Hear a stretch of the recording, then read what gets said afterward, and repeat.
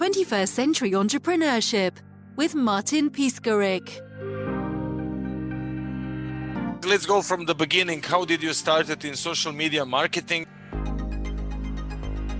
I first came into social media through the partial demise of my previous business. So I built and sold a job board business, so an internet careers business, sold that to a newspaper group here in the UK. And that was serving the management consultancy sector.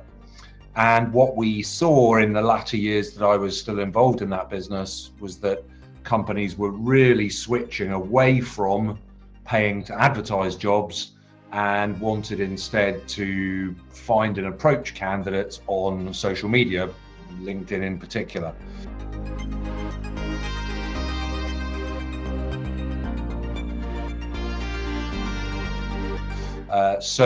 It was really just seeing what was happening in the market. And also the parent company we got bought by brought in a couple of social media influencers at the time. And this is very early days. This is sort of 2010, 2011, to talk about how they were seeing social media impacting the business world. And for me, it was just a light bulb moment.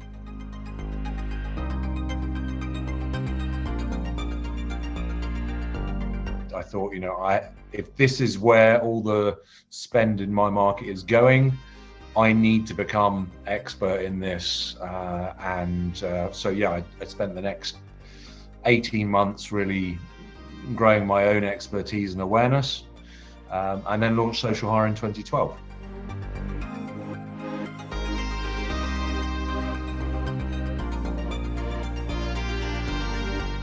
How would you define your expertise, by the way?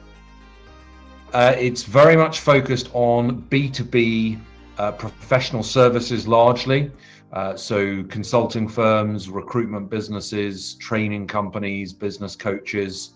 But that can also extend to any B2B business that wants to target a specific audience of business decision makers. Because actually the way you would go about achieving that would be similar to the types of clients I'm talking about. We do very little in B2C. Are there any differences between social media influencers in 2011 or back then versus now? How did the whole market develop in the meantime? Yes, there's two things that have become more prominent in recent years. Firstly, you've got your mass market influencers, essentially celebrities, people who are being paid to promote particular brands or campaigns. We really don't do anything with that type of influencer at all. It's not the kind of social media that we do. But then at the other end of the spectrum, you have huge numbers of micro influencers. And those would be influencers who are known in the particular niche markets that they operate in.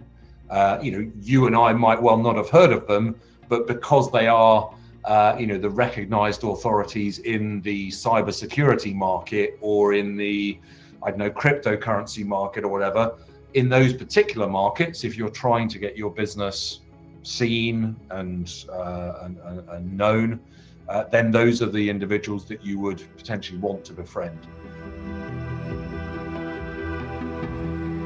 How do you generate leads for social media? Are you using those micro influencers as well, or what would be your tips, let's say, for generating leads for social media? Really good question. So there are really two ways that I have seen in the 10 years now that Social Hire has been running. There are two ways that I've seen businesses get results from social media. One of those we help with, the other one we don't get involved in at all. The one that we don't get involved in is trying to become a celebrity brand in your particular niche market. And if you think of being on your own LinkedIn homepage, I'm sure you can think of either people or businesses that you see a lot in your homepage feed, and they always seem to have, hundreds and hundreds of likes and comments on their posts. And if you can get to that level of, consistent engagement and celebrity in your niche market on social media, then you can get to the point where that then does bring you a flow of inquiries and interest from potential customers.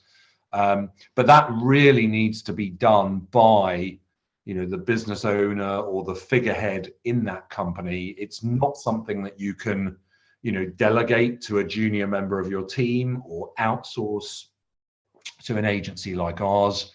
And it's very hit and miss. For every 100 people who try and achieve that level of, celebrity status, shall we say, there's only a couple that actually achieve it, and the rest have sunk all that time and effort into social media without necessarily getting any great returns from it. The type of social media that we really get involved in is saying, actually, we don't need everyone to know about us to make business gains from social media. We just need to nurture the relationship with a much smaller number of our ideal clients. And so, if you take a typical consulting firm or recruitment business or training company, if they can build up awareness and relationships with just a few hundred of their ideal customers, and then succeed in converting those relationships into meetings or people coming to your business breakfast or joining your next webinar, or something that turns them into more than just a fan or follower, then that turns social media into a predictable source of client leads for you. And that's really the type of social media that we focus on. And to come back to your original question of, what kind of tips and ideas would you give people to focus on? If you're going to go down that path to getting social media, then we really focus on three things. And it's the three things I would recommend anyone focuses on. The first is, how are you going to grow your social media presence with your ideal client prospects or candidate prospects if you're using it to hire candidates?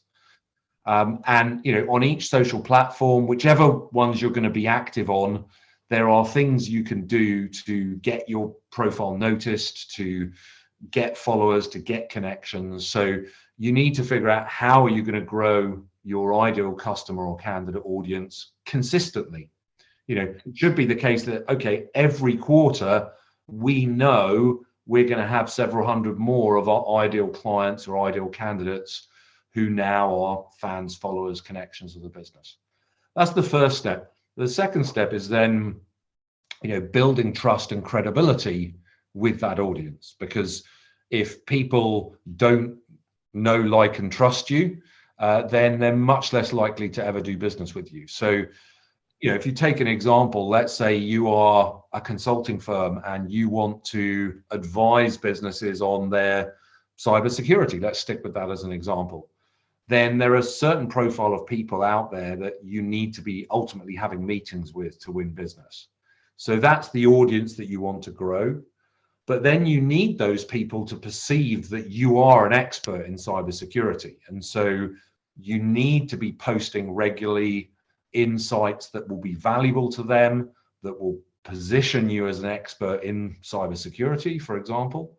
And you need to be doing it in the ways that each platform rewards. So, LinkedIn, there are certain things you do there that get you lots of visibility. There are certain things you do there that kill your visibility. And you always need to be on top of what is getting you the visibility, what works right now. And then that brings us to the third step. If you've built your audience and you've built credibility with that audience, what you've done to that point is build your brand, but you haven't actually produced a regular flow of inquiries or interest. And so the third step you need to focus on is converting. How do you take your LinkedIn connections or your Twitter followers or your Facebook group members and turn them into people who've said, yes, I'd like to come to your next business breakfast, or I'd like to book in for a consultation call with you or a free taster session, whatever it is that's going to convert for your business. And basically, if you can get those 3 steps firing for your business, then you will have, every month, every quarter, a really predictable flow of client interest or candidate interest, depending on what you're using social media for. Does that make sense? Yeah, absolutely.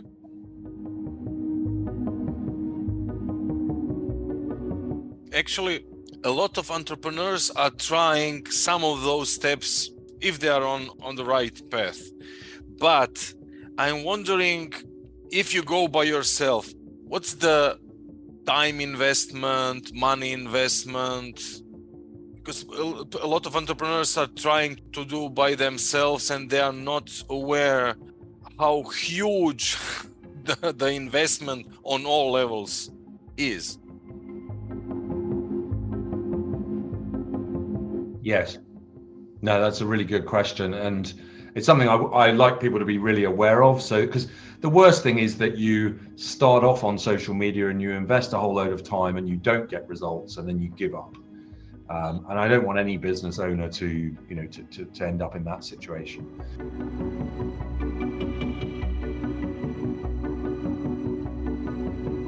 If you're going to go down the route of trying to make yourself, a celebrity in your niche market, then I would advise you need to be devoting 6 to 12 months of your time as the business owner, the founder, to doing all the things that will make that a reality.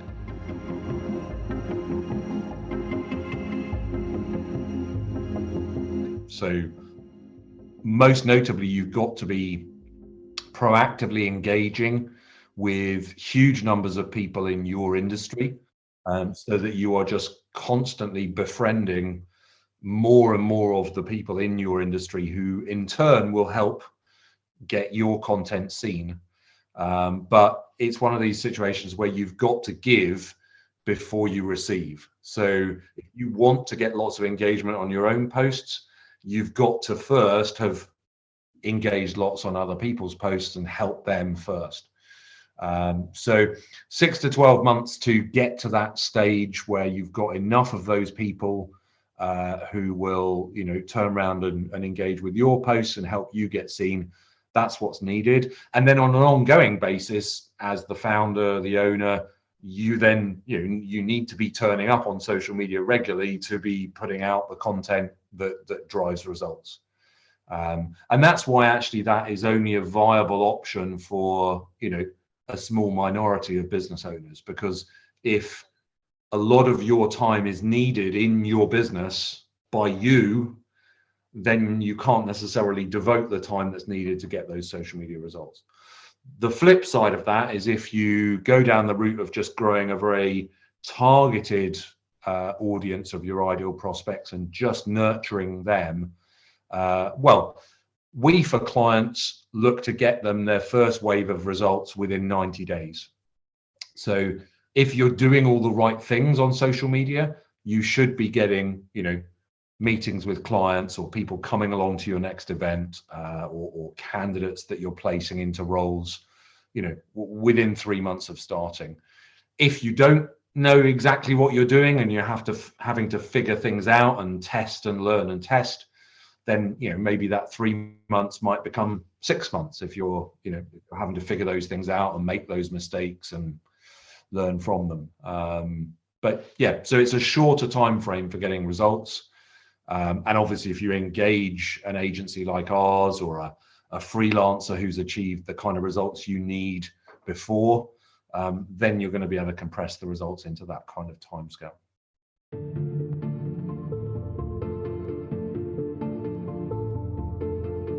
What are the benefits of working with a social media agency? So I think there are a few key things. One is the freeing up of your time. So, I mean, in my previous business, when I built and sold an internet business, one of the biggest, most beneficial decisions I took was to delegate and outsource all the things that I could stop doing myself, that would free me up to focus my time on the things that where I really had the biggest impact in the business.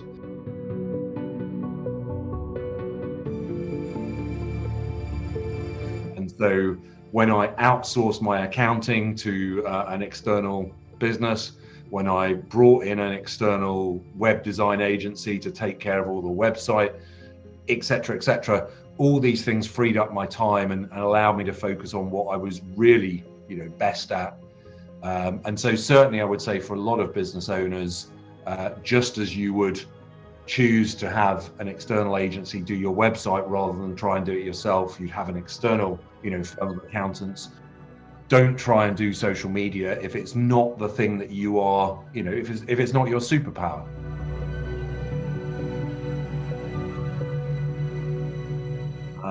Because there's a whole load of other things you could invest your time in that will have a bigger return on the business. So that will be one key benefit. Certainly a cost saving. We work out about a third of the cost of employing a social media manager in your business. So for any small business that's thinking of investing in social media, if you pick the right agency, it should be quite a cost saving versus you trying to employ someone to do it in-house. And thirdly, just the expertise of how to achieve these things and being on top of all the changes that are happening on the social media platforms. And Martin, to put that into context, every month I get inquiries from businesses where I turn that business away, because when I talk to them and I understand what their business does and the kind of results they would want to get from social media, I know that that's not our specialist area of expertise. And so there would be other agencies and other freelancers out there who would be better placed to get great results for that business. And so I don't want to take on that kind of business, because if it's going to take us, 6, 9, 12 months of experimenting to figure out how to get results for that business, then we're not the best agency for them. But equally, if a business talks to us and we can get them results in the first 3 or 4 months, when talking to other agencies, it's clear it's going to be 6 or 12 months to get results. That's the difference between finding a social media specialist who really knows your industry. And this is the challenge with either trying to do it yourself or trying to employ someone in your business to do this, because very often they don't have the track record of getting those results in your specific industry. And so the cost of doing it in-house isn't just the cost of the salary of that person, it's the lost time of them taking, a year to figure out how to get results for you when you could have had those results in the first 3 months.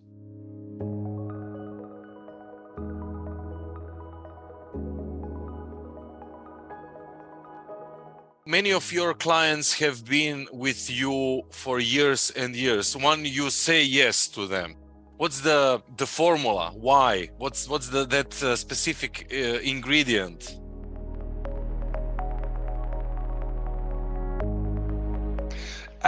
Ultimately, it's results.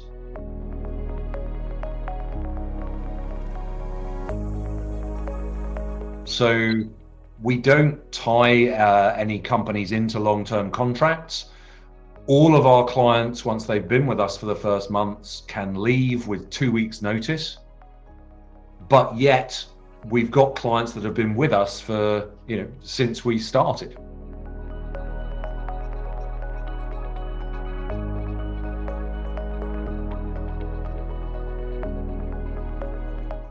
And our average client's been with us well over a year and a half, and all of them are free to leave us after the first 3 months. So when we start business with a new client, the only commitment they make is to give us an initial 90 days so that we have a time window that we can grow their audience, build trust, and start getting the first wave of results for them.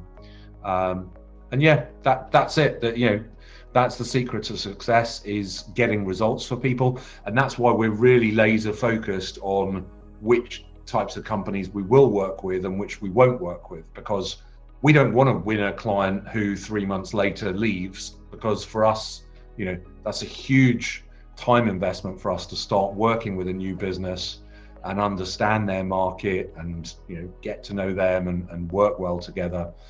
So we'd rather say at the outset, this is not the kind of business we can support and help, or there are other agencies out there that would be better placed to do this. And yeah, just knowing your market, knowing who you can help, knowing who you're less well placed to help, that is really the secret to success.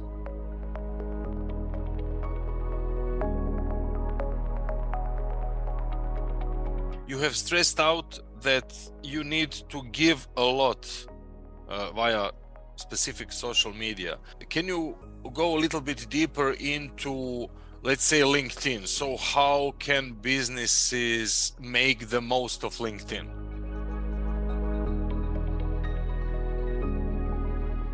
I mean, there's so many different things there, Martin, but just to give you one example, so many business owners don't realize that company pages on LinkedIn are penalized. That's to say that anything that's posted by a company gets seen far, far, far less than the same thing being posted by one of their employees. And that's because LinkedIn obviously, has an advertising model. And if a company wants to have its brand visible and, its latest thought leadership seen, then they want companies to have to pay for that visibility.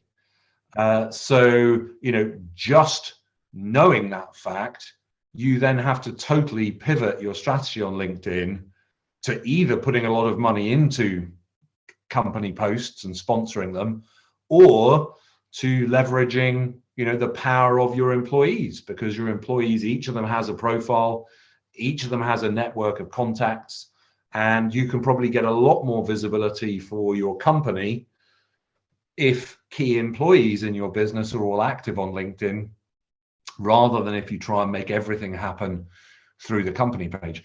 But of course, for businesses, there's a reluctance to do that because your employees could leave. Whereas the company page, you as the business owner, you own it. And so all the time there's trade-offs between doing what works and what produces results and what the company owner would ideally like to do, or what they're doing because they don't know about some of these, pitfalls and things that do and don't work. And let's wrap up with an easy question. What are your thoughts on the future of social media marketing?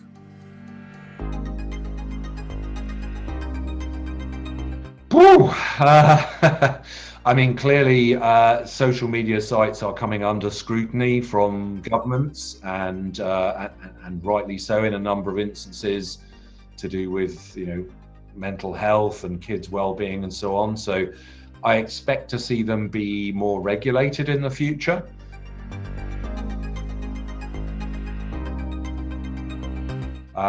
But I don't expect any massive changes, really. I think we have lots of different platforms out there now. It's hard at the moment to see how a new platform would emerge that would do something that these sites aren't currently doing.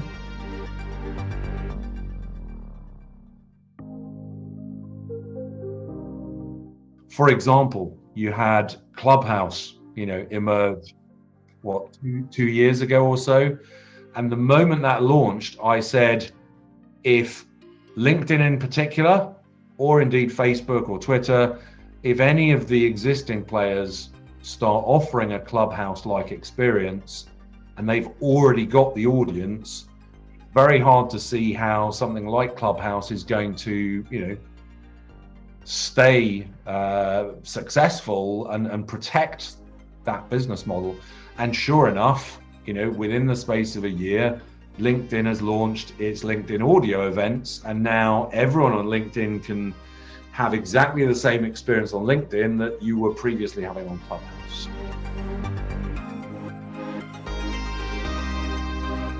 So I don't personally see any huge new platform emerging. I may have to eat my words a few years from now, but I don't see that happening imminently.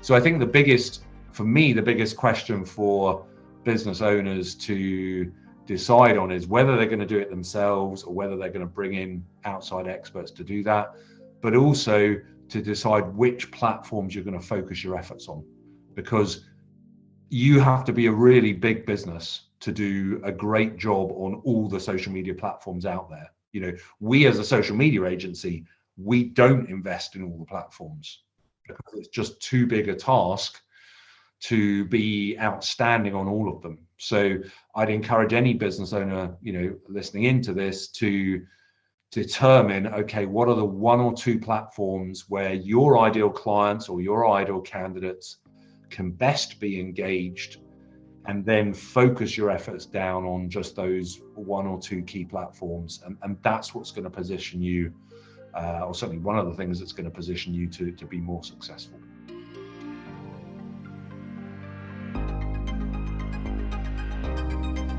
So if anyone tuning in would like to have a chat and just get an understanding for the kinds of results your business could get on social media, if you head over to socialhire.com, and that's socialhire,